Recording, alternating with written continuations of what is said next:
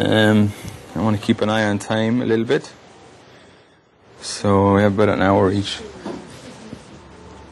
Okay. So we're going to start with OpenMP, and that's probably going to be our longest of the day. I want to start you pretty early on the hands-on side of things. So we're going to talk a little bit about OpenMP and optimization in OpenMP. First thing is a warning. OpenMP is not as simple as it first appears. I wasn't here on Tuesday. I don't know how you got on with the hands-on. But basically, OpenMP looks like a simple idea. You do it piece by piece. It's not as simple as that. When it comes to MPI, you have to sit down and write an entire code. You need to work on the whole code from the start. You have to have an idea about how to distribute the data and how the whole thing works together. With OpenMP, it looks a lot simpler than that because you can develop the code incrementally. But of course, you're not really going to get your speed up until you've worked on the whole application. Maybe that's not quite true. You need to work on probably the most important parts. As long as the most important parts are taking up about 80% or more of your application, then that's okay. It would be enough to work on those. But really, if it doesn't split so nicely for you, if you don't have this 80%, 20%, then you're going to need to work a little bit more everywhere.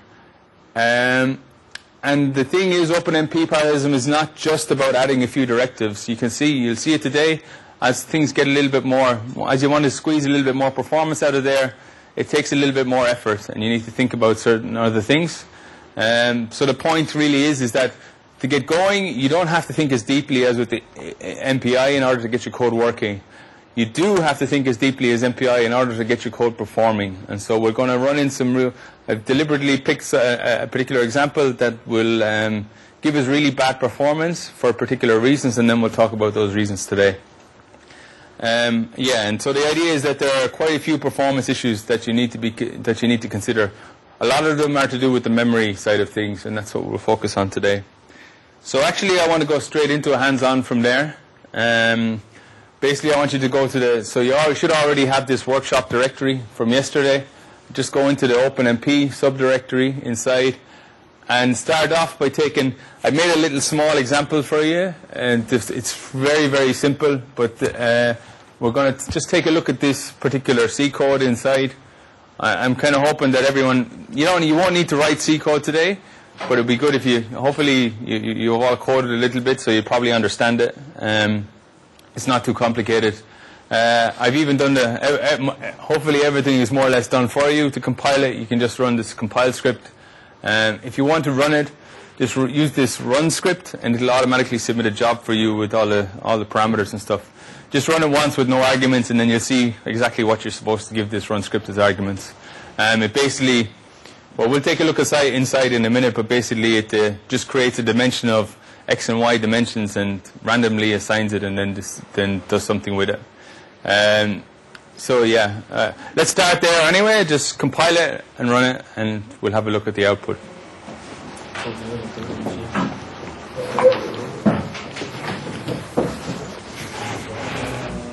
So again, this presentation is online, so if you need to go backwards or forwards or something, it's all there.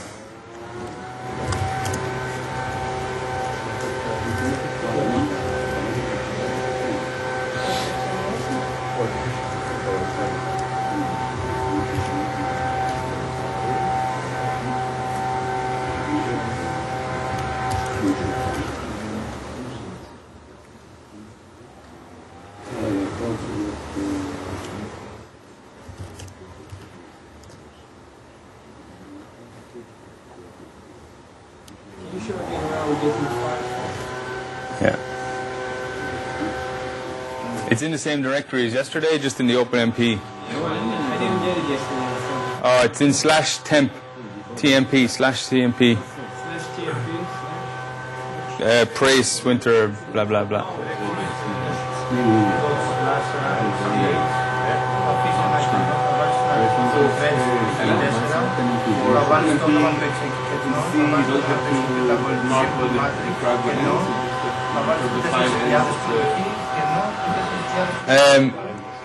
So you've kind of jumped ahead a little bit then, or have you? Or? Oh, okay. And basically, the idea, well, we'll get to that line in a second, but basically the idea is it's a for loop. It knows the range already, so if you don't tell it to start by giving it a colon, it'll assume that it's for the next line, right? The scope of the next line. Yeah.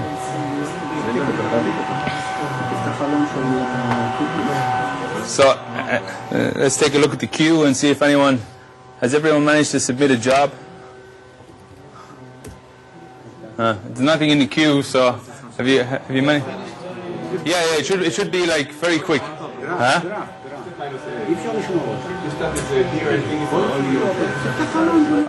It should give the jobs are in the queue, but they might be, like you say, they're very, very quick, so it might just finish immediately, right? So I can run it here anyway, so we can just look at some output. So the output it expects is the number of threads. At the moment, this is just serial code. It doesn't have OpenMP inside, so it doesn't really matter what I put here. The executable that we're interested in is the simple matrix. Which one? There's just simple matrix. That's the first one that we're interested in. It creates them all, of course. The dimensions we want to use, I suggested 40,000, so it'll at least take a second or so to run. 40,000 in the X and Y. And that automatically submits a job. If you want to see how it works, you can look inside the run script. So okay, I can see somebody else is running something too. There's 3 jobs on there. Now there's 5. People are working fast. Now there's more.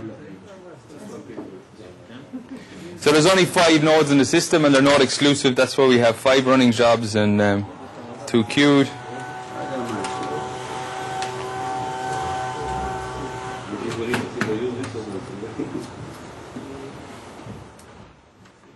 Shouldn't take so long.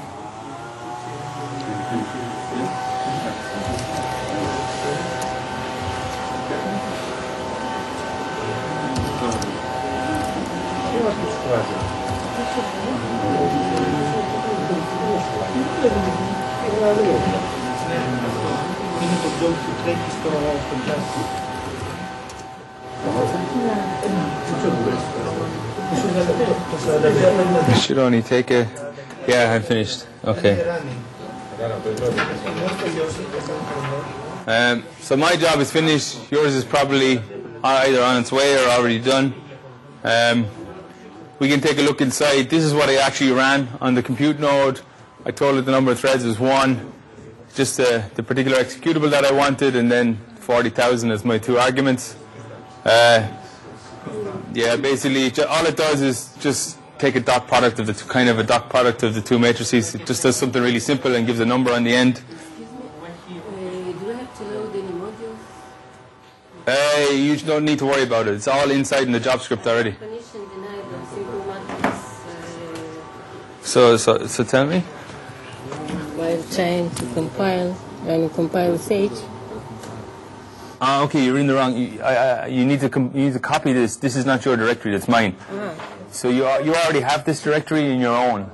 This is from yesterday. This Prace Winter Workshop. Yeah. It should be in your home space already. So I have to copy all the contents of the directory. You already did it yesterday. So it should be in your. But okay. You did the Scholastica tutorial yesterday, or? Yes. So it should be there in your home space already.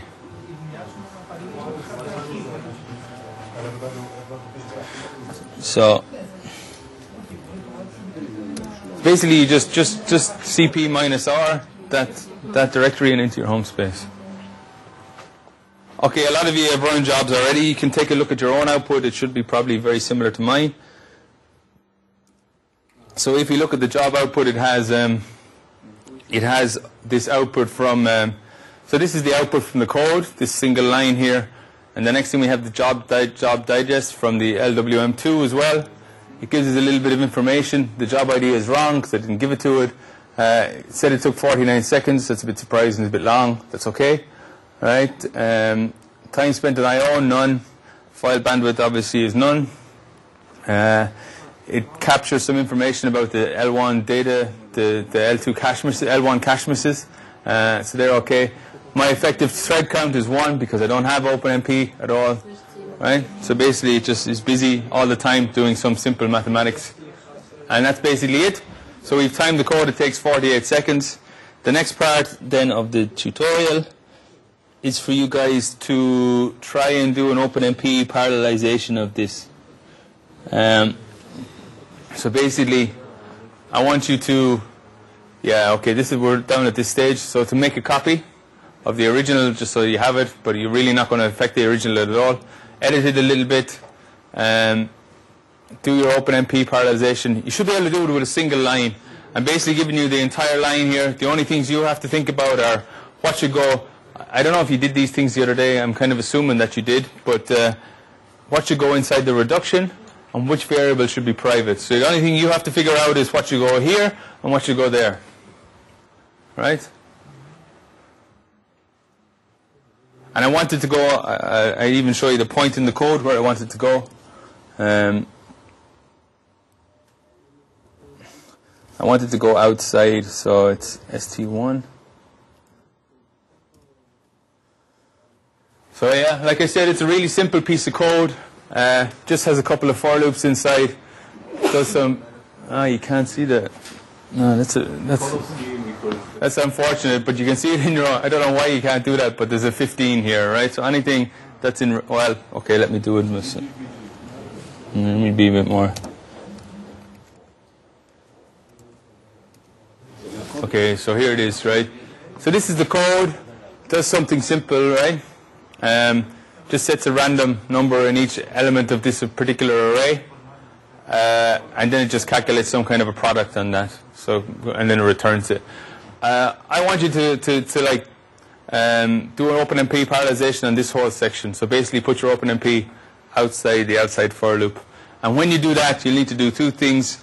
You'll need to figure out which variable inside should be private, and also figure out where the reduction should be, which one should the reduction be on. So pretty simple, shouldn't take you too long. The other thing you need to worry about a bit, sorry, but I forgot about it, is in the compile script, because I'm making you edit this particular one, it's missing a flag, right? So you're going to edit this simple matrix.c. It's going to miss this OpenMP flag because I didn't put it in here for this one, because originally it doesn't have OpenMP inside. So you'll also need to put this minus OpenMP up here. So basically make this first line look like the rest to make sure that it compiles with OpenMP inside. And then you just run the script again and it'll all be done. Or you can run the second try. What? Or you can run the second. Yeah, but that's a bit cheating, right? Because then you already have the answer inside. I want you to do something, right, for yourselves, is the handout. Okay. Yeah, we've quite a bit to get through, so I'm not going to spend too much time. Basically, the solution, if you haven't already figured it out, is actually an ST2. We can look inside at the code. So we got a pragma, it's an OpenMP. We got a parallel section, it's a parallel for loop. We're going to do a reduction. The reduction came here from the plus equals, so the reduction was going to be on the for prod.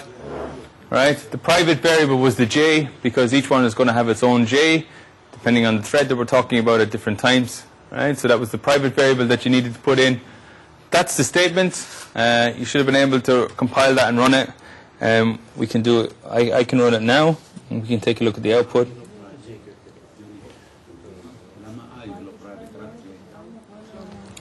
So simple matrix. Why I is not private, please? Because it already knows that it's going to. It knows about the parallel for loop, so it knows that I is the variable in this for loop. So it's doing its OpenMP parallelization on the I. Right? So it already knows about I. It's the J where you have a problem. Yeah.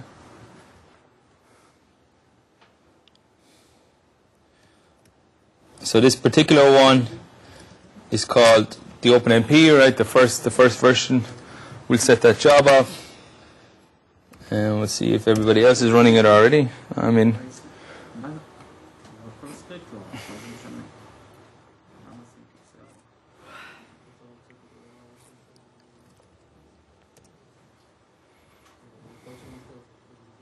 So it might take a second to run, or 10 seconds or more, maybe. 50?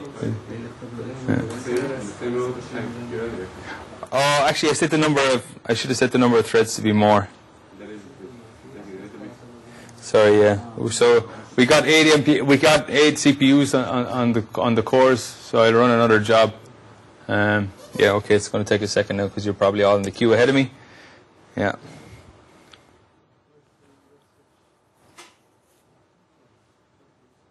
So the idea now is I did my OpenMP parallelization. Now I know there's 8 CPUs on each node, so I'm going to tell it to run 8 threads, and I should get some improvements, right? That's the plan. That's why I did it.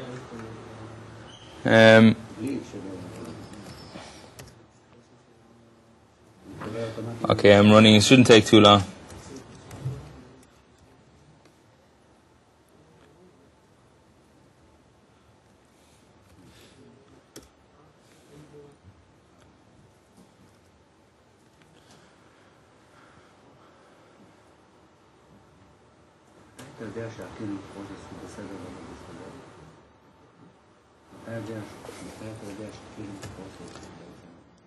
Still running. Give it a few seconds more. I should have done it earlier.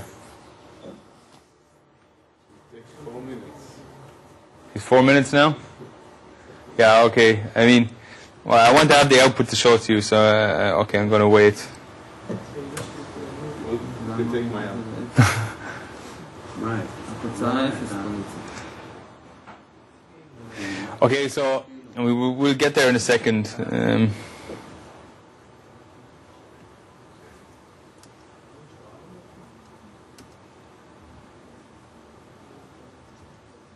Come on. So basically what you're going to see is that it doesn't improve. In fact, it gets worse. And the question is why, right? It should have been really simple, OpenMP. Now I've got 8 cores. I know I'm using them. We'll see that I'm trying to use them at least in a minute. How many threads did you use? Huh? How many threads did you use? 8.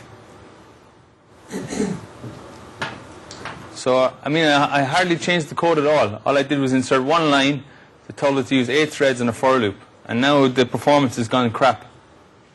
Why? The task of what to do is very short, very simple. And more, I mean, these matrices are not tiny, right? It does have work to do. It has computational work to do. So it's not the problem that it doesn't have work to divide. It does have work to divide, because the matrix is pretty large, or at least it's not negligible size or something like that. It's not that there's huge overhead involved. The problem actually comes. So the problem comes. That you initialize the matrices, maybe. So what do you mean exactly? If you allow, for example, if you first touch some of your arrays in some place, and then the memory reference is, let's say that the matrix is allocated on a memory that belongs to one processor, and then you reference it from another processor, then you get Yeah, it's actually, in this case, it's not quite right, because I know we'll actually cover what you're talking about in a minute, but in this case, no, because the J's are all different, right? So they have their own unique J, each thread. So there's quite a big gap in between each piece of data, right, for each thread. So, but basically, What are the dimensions? you set the dimensions in your arguments, but they're 40,000 and 40,000 or something. That's what I asked you to use anyway. So basically, we can probably look at the output by now. No, it's still running. Anyway. The problem with the code is actually this rand. Okay, this function call here is what's causing the problem. Rand is it's random numbers, right? But this function is not thread safe. Okay, so I've gone and done something telling it to use threads with a function that is not thread safe. And this is really sneaky, because rand, you don't know that there's any variables being used by all the threads inside rand, but there are.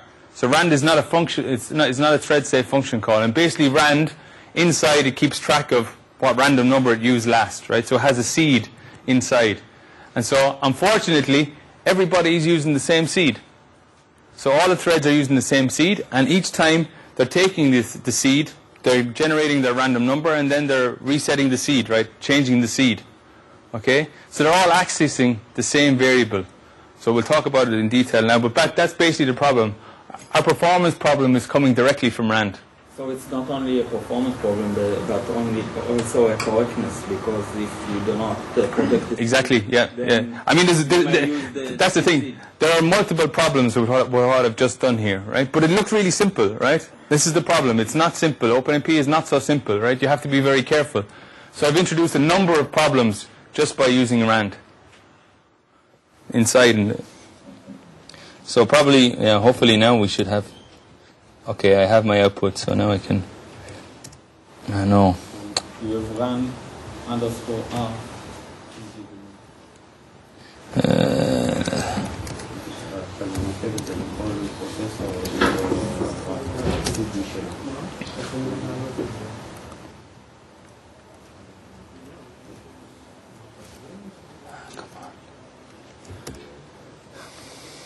So inside looks the same as before. The problem is the wall time is after going much, much larger, right? It's a bit surprising. And in the end, we'll see that we have this one has changed an awful lot as well, right? This L1 data ratio has gone from being something like 99% before down to 95. That's actually a big change, and it's something you should, that would have been an indicator of where your problem might be. So it's something related with data. It says that the effective threads is actually pretty close to 8, right? And this is why then I would have looked at this number, right? I know my performance got worse, much worse, right? So here it tells me that the threads are busy, and they are busy, but they're busy just getting information because we have a problem with our data, the data in the caches. We're going to talk about the caches now. So unfortunately, this is where we have to get a bit into the architecture of machines to understand exactly what the problem is. So basically, we have NUMA on the machine, right? NUMA means non-uniform memory access. Okay. So here we use an example of a 2-socket node. So the local memory accesses, the ones that are on the socket or between on the local core, they have higher bandwidth and lower latency than remote access. So remote access, in this case, I might mean by remote access to be from this core to that memory over there, or something like that. It depends in general. You talk about the different levels of memory. Oops. So if all memory accesses from cores are to one memory, then the effective memory bandwidth is reduced across all processes or threads. Okay? So basically, if all the cores are accessing one piece of memory, everybody gets affected by all these threads gets affected by the fact that we have to do some communication in a non-uniform way. So all these guys see memory the same here, but these cores have to go a longer path, right? And that affects your performance. So basically, the memory bandwidth then will be dominated for these cores will be dominated by this connection here, because this one is much better, right? So this one, so basically your whole thing will be dominated by this one here. So something you have to be aware of. And then there's the hierarchy within the caches itself, right? So basically the processor gets its information directly from the registers, right? The registers are connected to an L1 cache, and they have an L2 cache. Typically in the Intel processors that we're talking about, at least, they go L1, L2, and L3, and the L3 is shared between the number of cores. In our case, it's 4 cores per socket, I think. Yeah, it is. So it's 4 cores per socket on the machine that we're on. And then the L2, L1, L3 cache goes to main memory, or it can go to the other socket through here. So basically, caches are. So we have this cache hierarchy, okay? And caches are effective. So accessing the main memory down here is considered slow, right? So modern processors provide this cache hierarchy to speed up the memory accesses. So basically, it looks here first. If it doesn't find it here, it looks there, which is a little bit bigger. If it doesn't find there, it looks here, which is the L3 cache. Again, it's much bigger and shared by a number of processors. And if it doesn't find it there, it goes down to main memory, and then brings it all the way back up. Okay, so data has been used recently, may have a high likelihood of being used again. That's very true in our example. We have a simple matrix, and basically we go through it element by element. Right? So basically, if we've used something recently, there's usually, in most algorithms, there's a pretty good chance you're going to use it again. That's considered temporal locality. If I used it once, it's actually not in our code now specifically, but if I use a piece of information once, there's usually a pretty high likelihood that I will use that information again very, very soon. Right? So recently used data sits in the cache because of this, because it might be required very soon. Data that is fetched in the main memory to the cache is done so in blocks, which are called cache lines. So rather than take a single piece of information, it takes a set, right, of neighboring elements. And in our case, that's a good thing because we're cycling through a matrix. So rather than take one single element of the matrix, it takes a couple. Right? It says, because, well, if you use this one, you're probably going to use the next one and the next one after that too. And so that's basically why cache lines exist. So that they take, instead of taking one piece of information, they take a couple. So that means that there's yeah, exactly this. Often an algorithm will step through adjacent locations. That's exactly what we do. We go through the elements of a matrix, which means we go through neighbors all the time. And of course, there are multiple levels of cache. So we have multiple cache lines, depending on numbers of cache lines inside the cache, depending on which cache level we're on. Most of the modern processors have 3 levels. This is the 3rd level cache. That's the one on Intel chips anyway that's typically shared between the processors on that socket. So then we have the idea of cache coherence, right? So we have different cache levels on different cores. If we talk about L1, it's all different on all the different cores. L2, all different. L3, it's shared, okay? So basically, we have to think of coherence then. If we have some element in cache in one place, and then we change it or something, it has to be communicated back down through all the other levels of cache as well, because that piece of memory is also in other places. So caches are local copies of something from the global memory. And multiple cores can hold a copy of the same data at the same time in their caches. For separate MPI processes, we don't have a problem because it's actually a separate memory space, right? So basically they have a distinct memory address, and you don't need to worry about the fact that people are accessing things at the same time because the processes are all separated in terms of memory. It's a distributed memory system. For OpenMP, you have the problem that it's actually a shared memory address space, and this, of course, can lead to problems and the fact that you're sharing everything. And that's what we've seen in our example. Before accessing memory, a processor will check its own cache and the cache of the other socket to ensure consistency between the cache and the memory. So it does, in the background, it's doing some work before it makes any changes. And this is referred to as cache coherency. Basically, it checks that it has a valid piece of memory, right, in the background. And so ensuring a cache coherent, so the fact that it ensures that it is cache coherent, that it has a valid piece of memory, doesn't mean that you can't have problems. Because at the end of the day, the data that's held in the registers is not covered by cache coherence. So if something is actually being used right at that moment in time inside the register, it isn't covered by a cache coherence. So it means that you can have these really, really hidden race conditions, basically. This can lead to a race condition because you can have something inside in your register, it's working on something right now, and then a copy of that information is used somewhere else, and then it gets written back. So basically, what information it's actually using would depend on whether it was in registers or not, and that's called a race condition. See, so, and that can have lead to wrong answers, basically. And so there's special tools that can help you in figuring out that these things might or do exist. Now we have cache coherence among multiple cores because we have multiple cores in our machine. This is just an example of what exactly happens. So both processors have a copy of the same data that they've taken from memory. So one guy wants to access one element, one guy wants to access the other element. So they both have a copy now in their caches. One of them wants to write to this data, but then the local copy will be affected, but the main memory hasn't changed yet, right? So basically, it wants to do something to a particular element, and it wants to change it. And the reason for that, it has it in its cache. The whole idea is to avoid accessing the slow main memory again. On a cache coherent system, then, this information has to be communicated back. So the rest of the node needs to be told about the update. So the other processor's cache needs to be told it now has an invalid line of cache. Okay, so basically what happens is that the system then goes basically and tells this one got modified. This CPU wrote some information to the cache line, has to go back here, change it, and tell it that this cache line is invalid now. So it's bad and you need a new copy. If CPU wants to wants to read or write from the data, then it needs to get a fresh copy, which basically means it needs to go back to the main memory and get the new copy, the fresh copy that the first CPU did. And that's basically what we've seen in our example, and that's why we got such crappy performance all of a sudden. It's because we had this inside this routine, this rand routine, there's a seed inside.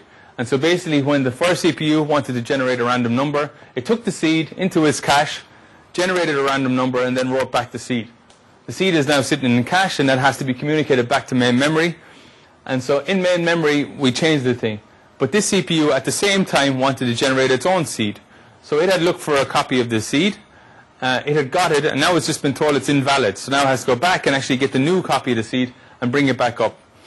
And so basically, instead of having been able to use our cache at all, we're forced all the time to go backwards and forwards to memory, to main memory, which is really, really slow. And that's why we had this really bad performance decrease.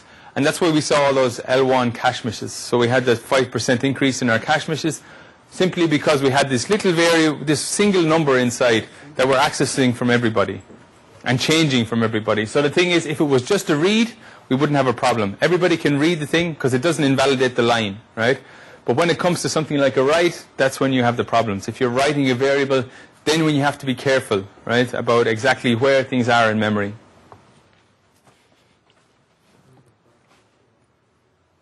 So the other thing is, so in our case, we were cache thrashing, right? So basically, we had a single variable that we're trying to change from every core, right? And we're also running into this race condition, because if that variable was in our register when the time, then you could run into this race condition. So what we were doing was cache thrashing, okay? So we had the single variable that we're changing everywhere. The other thing that can happen is something called false sharing. And the idea is that it's not just a single variable that we take an entire cache line, okay? And so the thing is, we might think that we have separate information on the cores, but actually we have the same cache line, okay? We have a number of elements that are beside each other. So in this case, the example is pretty simple. We got 2 elements on one processor and 2 elements on the other. But actually, they're on the same cache line. So these 2 elements are on one cache line. These 2 elements are on the same cache line, but in different places, right? So they're actually hitting the same cache line. And this is called false sharing. Because basically, the processor 1 writes, this cache line is invalid. He has to go back, get a new copy. He writes his, cache line invalid for this guy. And so basically we end up with the same situation. The end result is the same, crap performance. The reason this time is slightly different because now we have false sharing. So just going through what it says, so even if 2 threads want to write to different elements, if they share the cache line, the cache coherency protocols force us to actually change everything. So these things that happen in the background forces us to go back to main memory all the time. In the best case, false sharing will lead to a serialization of the work, right? So basically, everything has to happen one after the other, right? In that case, that's the best case scenario. We actually saw something that would result in a worst case scenario where we actually get a massive slowdown in our application just because of this type of effect. Ours was cache thrashing, but the same effect would happen because of false sharing in our case. All right? So the next part of the hands-on then is to take a look at the correct version. So in this case, I use a Threadsafe version of rand. So it's rand_r, where you actually give an explicit seed. You can it's already compiled. Basically, you probably have the executable there from the first time you ran the compile script. Run it again with the same. Run it again first with the same arguments as before, 40,000 and 40,000, and just see what the performance is like now. Okay, so you should see an improvement to the first time around. Take a look at the code first, just so you see the exact changes that I made. And if you have any questions, of course, ask. Wouldn't this recompiling line you used ICC with the -1 flag? No. Let me have a look.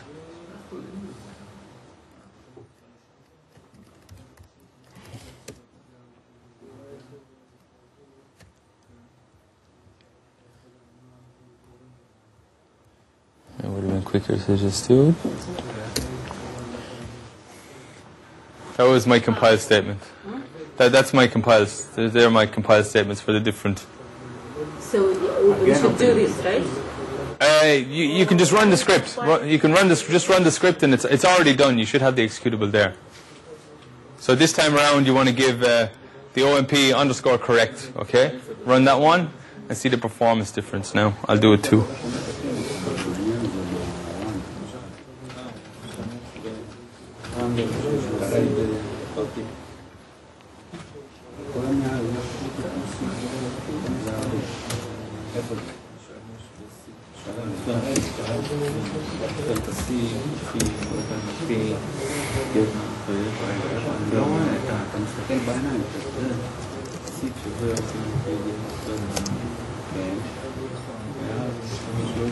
Okay, so hopefully this time around you should see much better performance.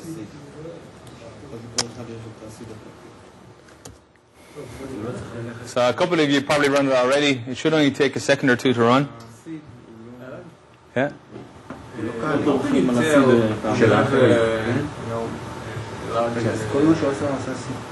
Code that this specific command is a cause for the L1.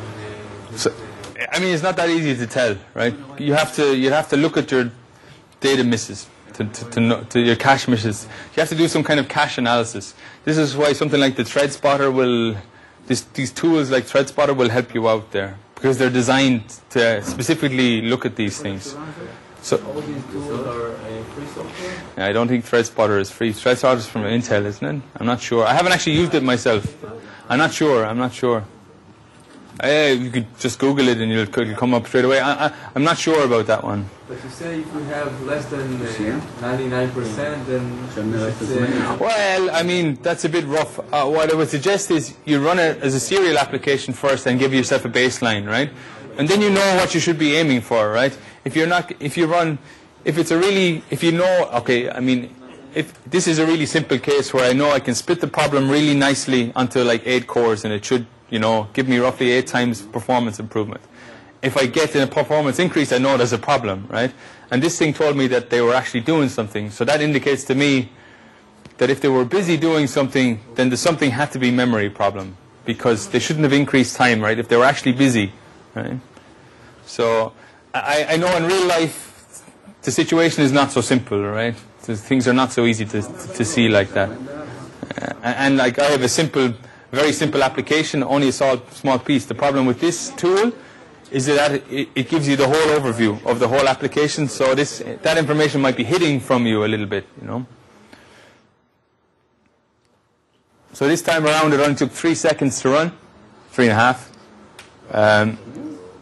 We can see our L1 data ratio is way back up, nearly 100% again, right? Performance, our effective threads, okay, it's not 8, but it's pretty good, 7.37. And I know because of the L1s, I'm not having this data problem anymore, so I'm happy with the results, right? I got the speed up that I was more or less expecting. Yeah? I think you got twice the speed that we were expecting. It's 50 and 3.5. Yeah? Then that's good. Probably the compiler saw something in the optimizer. Maybe the compiler did something clever inside. Yeah, I don't know. I think the original run took a bit longer than I expected the first time around. So maybe with the minus OpenMP clause the first time around, it might have done something clever even then. I don't know. But anyway, our L1s are back up. Our effective threads are okay, and our times are improved the way I expected them to improve, right? So we can just briefly take a quick tiny look inside and see what actually changed. I had to split the pragma statement, so I had to turn it from 1 into 2, and the reason for that was because I needed a private seed for each processor. I set the seed, I did it by hand, right? I set the seed just by giving this OMP, get the thread number. So each seed is different on each thread because they all have a different thread number. And then I'm back to the original kind of pragma statement where I have a for and a reduction and the 2 variables.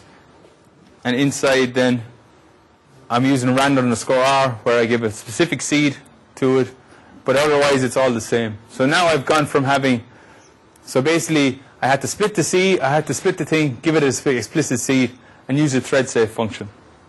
Right? And now I see the performance improvement that I want. Okay? So the next thing I want you to do is to run this, to run the same code, this correct code, except to do it with different dimensions. Okay, so this time around I want you to first run it with x equal to 10 and y equal to 40 million, and then run it again with those things flipped, with x equal to 40 million and y equal to 10, and look at the timings.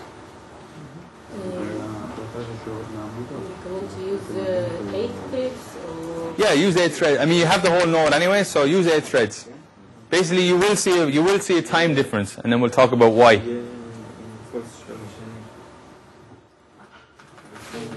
Because ultimately, these two things should be the same amount of computational work, right?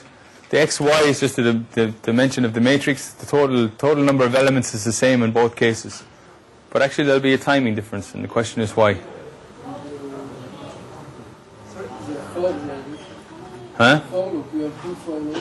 Yeah. And then the first one, there's so many threads. So if you change the dimensions. But there's more. Yeah. I mean, in a way you're right, but it's actually you're kind of right. We'll get there. You don't have the memory stored. No. False sharing now because you map to the same equation. No, it's not false sharing actually, but yeah. Anyway, the previous installment, the ST2, with one thread, it's actually twice as faster as the one. The original one, yeah. I think it's because you switched the function from ARM to ARM. Maybe it could be. Maybe yeah, it could be yeah. Yeah, there could be a performance difference like that. Yeah, I hadn't looked into it, so I hadn't really looked at the timings just.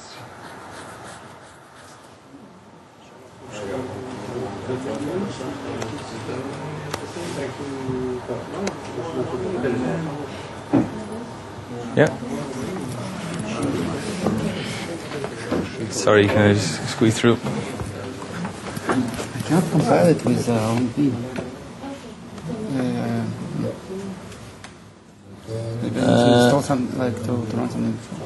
Oh, sorry, yeah. And the reason is, if you look at the compile script, so if you just look at this VI or whatever the compile script, it's kind of my fault a little bit because I told you to use this script to compile it. If you look inside, Yeah, I look at it. it doesn't have the minus OpenMP. So this is the one you're editing, ST1. So if you put the minus OpenMP in here, it'll work. This one? Yeah. On that first line. It's kind of my fault because I set them up to go 1, 2, 3, but then I told you to edit this one and it doesn't have the OpenMP support. Oh. Okay. So basically this first line should look like the others. Yeah. Okay, thanks, sorry. Yeah.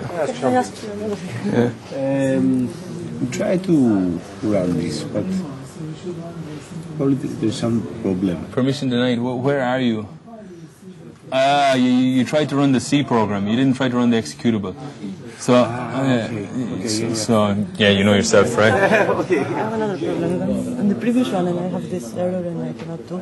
The problem is so the if I loading continue, balance. the same. So Yeah, it's kind of you try to divide 10 iterations to Because of the 8. there's two problems. I actually should have. I was thinking about it yesterday. I should have picked a number. Well, you can try it actually. Pick 16, so that there is even balance, and still you'll see a problem. So pick 16 and 40 million, and 16 or 40 million and 16. So then you'll have even balance among the threads. You still see a big difference. What's wrong? So unrecognized. Okay, so the problem is this compile command. That's all basically. Which one? Yeah, ST1. So basically, it's this issue of, I mentioned it already, minus OpenMP should be up here too. That's why it doesn't like it. So if we just put it here. If you just put it in there, it should work. Put it before the, yeah. Not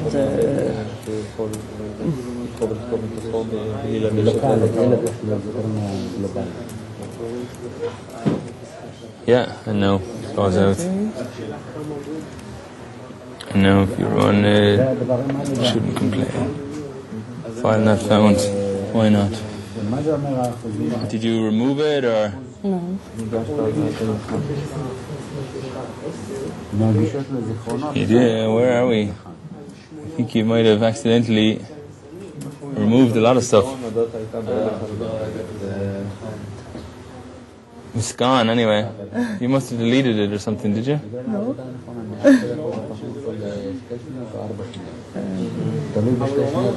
Just Probably take. at the beginning I was I don't know what happened. Something happened anyway. But just take a new copy from /temp.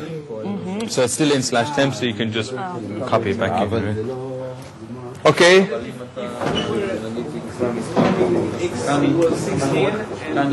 So yeah. So try it then. Try it with X. I should have picked really something that divides into 8, right? Because I want to show a specific thing. 1 second. What? In the first case, it's something like 1 second. In the second case, it's like 4 seconds. Yeah. So that's a big difference, right? It's 4 times, right? So I won't run it myself because it'll take a couple of seconds and maybe it's... So basically, I probably should have made things a little bit easier by making this divisible by 8. So maybe 16 instead of 10 and 16 instead of 10. You still see a performance difference, right? So I didn't want to imply that it's because 10 is not divisible by 8, right? It's true, obviously. It's not divisible by 8, and that will lead to the fact that the threads are not so busy. That's true, but that's not the thing I want to actually talk about right now. So the reason for the difference is that there's actually an overhead in creating the threads in the first place. It costs effort for the processor to split the threads and bring them back together. So in one case, that overhead is really low, and the other case it's really high, because we have to do it so many times. Right? So basically you should see in the case of... So in the case of... This one should have been faster than that one. Was that the case? Hopefully it was. Yeah. This one was significantly faster, right? So because basically what it does is it just splits the thing for a very small amount, does an awful lot of work, and then joins them back together. In this case, because there's only 8 threads, it has to go little bit back, little bit back, little bit. So in and out and in and out many, many, many times. And that creates a lot of overhead, right? So it has to actually control this process all the time. So all this controlling costs us a huge amount of performance, right? And so we have this overhead basically from the thread creation and then synchronizing them back together again. So this creation and destruction has an overhead involved that doesn't come for free. Yeah, in theory, each entry and exit could lead to thread creation and destruction. In reality, they actually probably just put the threads back to sleep. So it depends a bit on the implementation. You kind of have to assume that they actually create and actually destroy, but the reality is probably different. They probably just put them to sleep. Entering and exit a parallel region requires some barriers between a team of threads, and this is often referred to as creation and destruction overhead. And that's what we saw. Staying within a parallel region and then having multiple work sharing constructs, so not actually closing down the parallel region can help a little bit. In our case, it didn't help so much because we hadn't actually closed the parallel region. But still, we still had an overhead because we were constantly doing something with the threads. For best performance, you should try and avoid unnecessary synchronization as much as you possibly can, and consider using something like no wait if it's possible to do that. So the next part of hands one is we're kind of going to step forward a little bit. We're going to get a little bit clever, right? So in our code, we want to make it independent of OpenMP. So at the moment, we've actually used these explicit functions now. To set the seed, we use an OpenMP function call. So now that's not really, well, it's portable, right? Because most compilers support OpenMP. But it's not really completely portable because it has an explicit function call inside that's related to OpenMP. So I got a little bit clever and I made it OpenMP independent. We'll walk through the code in a second. But the other thing that was kind of more important is I wanted to allow for the reuse of a random seed. So the problem at the moment is I set my seed, I create my random variables, and then the seed basically disappears. Right? I have no record of the seeds that I used. So if I try and create random numbers again, I have to create a new seed or use the old ones or something like that. So my problem is that my random numbers are no longer so random because I'm not keeping track of my seeds anymore. Right? So I have to be a little bit careful, and that's what I want to do. I want to allow for the reuse of the random seed. So we'll take a look at this ST4. Now we'll see I did it in there. Yeah, that's basically what I'm going to do. So, I mean, I haven't done much here. I've checked if we actually have OpenMP, and if we do, I include the omp.h. If we don't, I just fake it a little bit. I'd say the result of this, just instead of this function call, use 0. Instead of this one, use 1. So I fake it a little bit, okay? And so basically, it should work now without it. I haven't actually tested it. Maybe it doesn't, but it should, right? And now I also have these global variables for the seeds. That's essentially what was inside the RAND anyway. So RAND had inside this global variable, which is the seed, that everybody could see, okay? And that's what I've done here. I've explicitly created what's going to be an array of seeds that are globally visible, right? So that was the idea here. And then we have the normal stuff that we've already seen. Now when we do the thread creation in the parallel region, I'm just actually setting the seed based on the thread number, right? So in our case we have 8 threads, or well, if you run it with 8 threads, you'll have 8 threads. So we'll have 0 to 7. We get the thread number, we set the particular seed for this particular thread just by this. I mean, you can obviously use anything you want, but I've used the thread number. Now we go back, and in here it's the same as before, except I used the particular seed that I was interested in, right? So for each thread, I'm using the seed that's relevant to that particular thread, right? So that's it. It's already compiled for you in this compile script. This one is called, let me just have a look. This one is called persistent seeds, right? So this one with persistent seeds, so that the seeds always... Still on the same cache line, probably. Exactly. This way. Exactly. So I think, so I got clever, right? And by getting clever, I actually got stupid, right? So the problem in this case is I have an array that's very small and very close together. And so now they sit on the same cache line. So I'm going to get, I mean, somebody should run it, at least one of you should run it, and so we can see the impact of this. So before we had cache thrashing, but now we have false sharing. So the impact should be the same. I'll do it.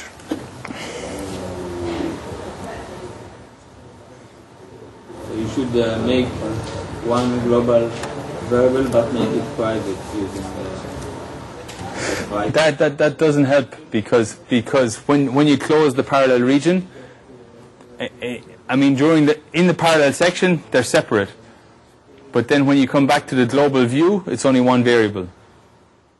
But you can make a global private somehow. I don't know if that would work because you have that only works within the parallel region. And the whole code is not parallel, right? Only particular sections of it are. There's a solution anyway. You'll see it in a second. Or you can try to publish the Yeah, you can think about it. You can try something. Just try it. You can make maybe a two-dimensional array and then make... Yeah, you can fake it, right? It will cause them to be aligned on... Yeah, exactly. You could fake it, right? So you can say, well, I know how big a cache line is, right? So I make a fake array and I just put one element per cache line. That's not, the problem with that is not portable because the cache line sizes on different machines are different. So on one machine you won't have a problem, on another one you'll have a huge problem, right? So it's not a portable solution. Yeah. Yeah. And there are ways, so OpenMP is, there are ways of getting around these things, but it involves thinking. This is what I came back to yesterday. It involves thinking on your part of how to get around it in a system, non-specific way. So you can also stay with a private variable and then copy the seed in and out. That's it. That's basically what I do. So let's have a look and see. Yeah.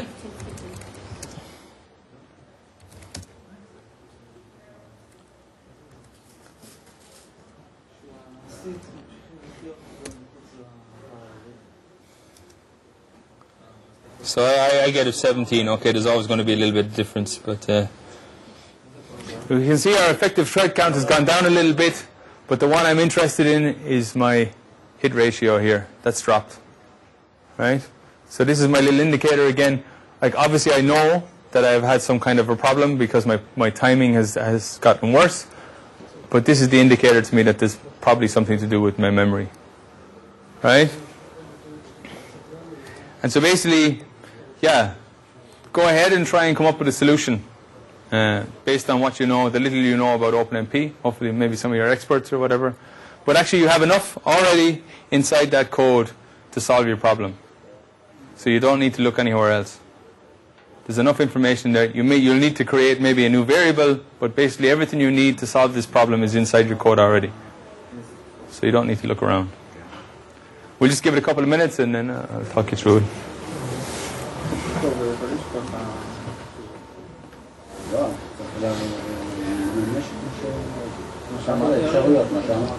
Yeah, this is it. I even give you a little hint. Fix it using a private variable in the parallel region.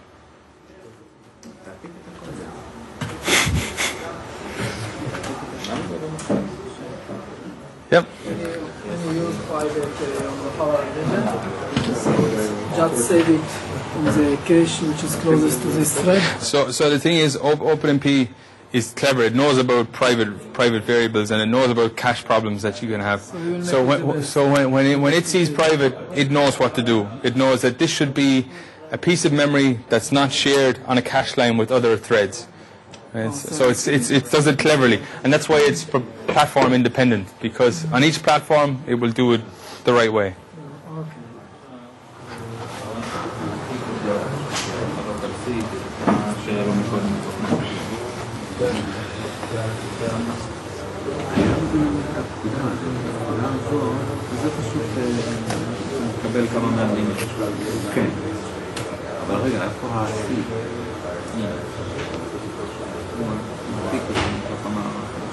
הסיד עכשיו הוא כמספר הוא התחיל אותו במערב, נמצא בשורה הזאת, אבל רגע שם בו ערך, רגע ונמצא בשורה הזאת. אתה יכול גם מספר קבוע, למה? החישוב הזה עכשיו, התוצאה של החישוב זה שונה, הם כולם מספרים שונים, אבל הרעיון של הרעיון זה לא שונים. אם אתה נותן אותו מספר לכולם, נמצא את אותו סיד לכולם, אבל לכל אחד יש את שלו. אז עכשיו אתה עושה שכולם יהיו שונים. משתמש בסיד לוקלי, ובסוף שומר לרב את אני לא מבין את האמפרסנט הזה, בסיד. זה פשוט פוינטר ומשתנה.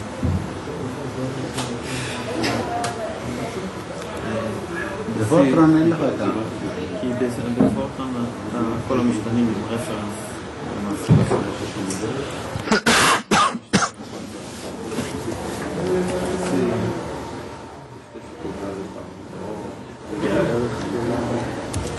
מה אתה כתב לו? זה הפוינטר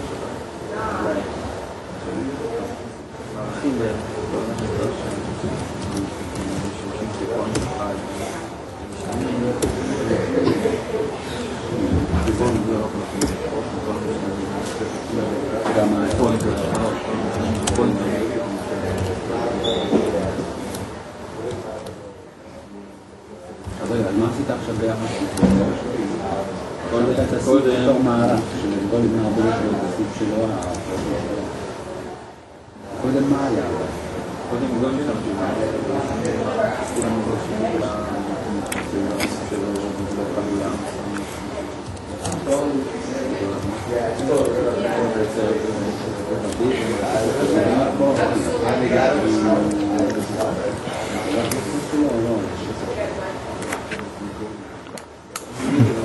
Okay, I want to move on to the next. When is our coffee break?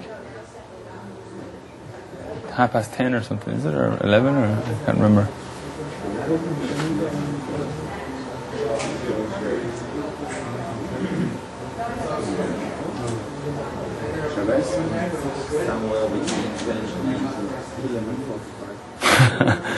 Okay, we'll see. We'll move on anyway.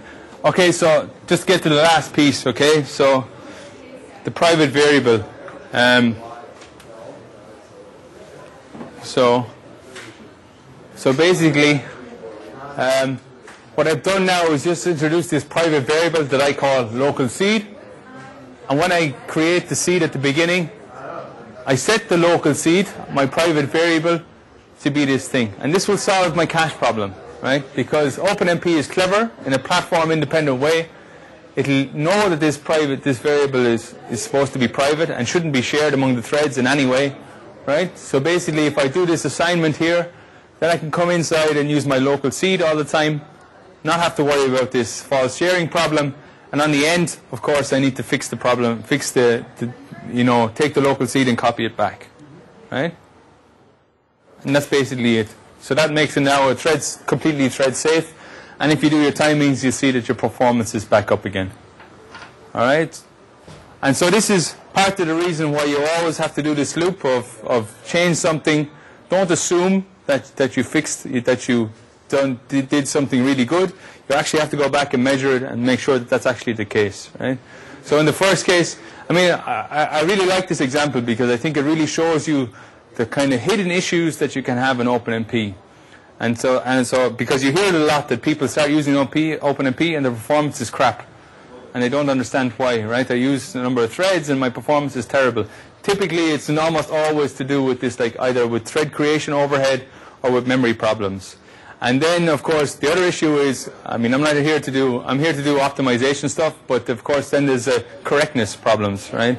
So in our case, with the RAND, we would probably have run into correctness problems because we would have hit the register issue.